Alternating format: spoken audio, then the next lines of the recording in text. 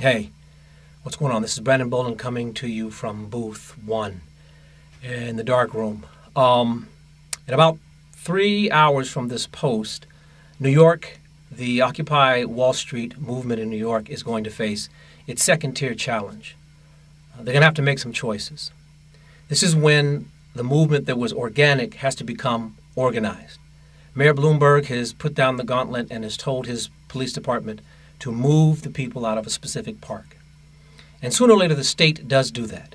And when the state does do that, the movement then has to become organized because now their opposition is organized. And they're going to do things that could easily destroy a movement if the movement isn't ready. Now, it looks as if the people in New York got it together. They've got a telephone number if you get arrested. I assume that they have way stations.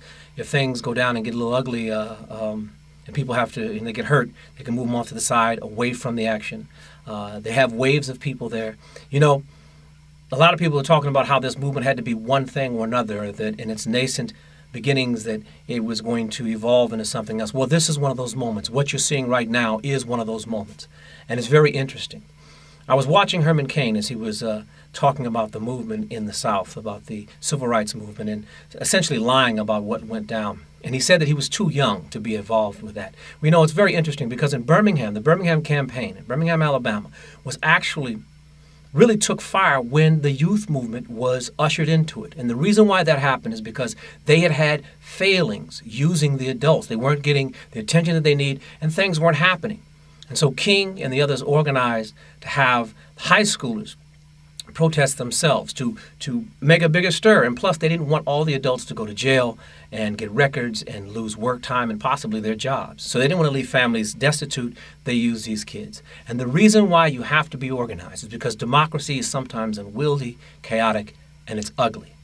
Now, the interesting thing and why L.A. Occupy L.A. has to take a look at this is because in New York, Bloomberg was down for the movement. He was down for the situation. And now he's not. There comes a time when the state says, move on. And that's when a movement has to stand up. That's when a protest actually becomes a solidified movement. That's when they have to organize nationally, get a national board. They have to make chapters and put regional heads over those chapters, because as soon as the state starts doing that, you have to be able to coordinate, sometimes nationally. And that's a trip because everybody's eye, all the municipalities from New York to D.C. to Los Angeles, they have their eye on the situation because all of them feel like they're going to come to that point. As a matter of fact, the movements themselves have to take notes, especially Los Angeles, because New York is in a precarious situation. Where they are in Manhattan is close to the ocean. When winter sets down upon them, there's a core group of people that's going to have to really hold down the center. But I don't know if everybody's going to be able to protest and stay down there during the winter. I don't know if it's not going to be simply too cold to be down there.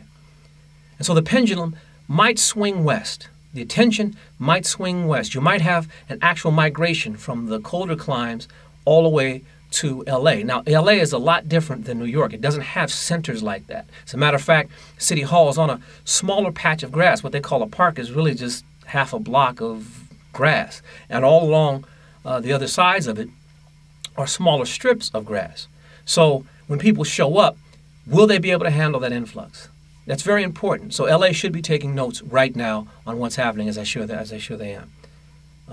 And who knows? In the coming months, maybe LA might set the paradigm for how this thing moves and where it goes. I've been down there many days, and it seems to be they're holding it together. But like I said, at a certain point, they're going to have to elevate from an organic movement to an organized movement. I say it's not organized, but it's planned. So that's the way I look at it. At any rate, good luck to you, New York. Democracy is often chaotic and ugly, but these are the things that it takes sometimes to change the world. And as for LA, take some notes. Y'all take care. Peace.